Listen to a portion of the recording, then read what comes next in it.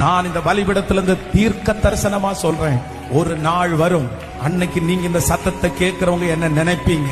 Pastor, எனக்கு நம்பிக்கையே இல்லை, நான் எது நினைச்சாலும் நடக்காது, நான் எது ஆரம்பிச்சாலும் முடிக்க முடியாது, அது என் தலை மேல இருக்கிற சாபம்னு கூட நிறைய பேர் நினைச்சிட்டு வந்திருக்கலாம். இது என் தலை மேல இருக்கிற சாபம் பாஸ்டர், எது நினைச்சாலும் அது நடக்காது. நான் நினைக்கிறதற்கு மாறாதான் நடக்கும். நான் நினைச்சது ஒண்ணு, நடக்கிறது ஒண்ணு. என் வாழ்க்கையில கூட அப்படிதான் நடந்துச்சு, என் படிப்புல கூட அப்படிதான் நடந்துச்சு, என் வேலையில கூட அப்படிதான் நடந்துச்சு. நான் நினைச்சது எதுவுமே நடக்கலையே. அதனால நான் சோர்ந்து போயிட்டேன்.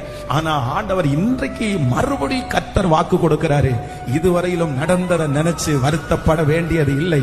இதுவரையிலையும் அப்படி நீங்கள் நினைத்தது நடக்காமல் இருந்தாலும் இனி நீங்கள் ஒரு காரியத்தை நிர்ணயம் பண்ணுவீர்கள்.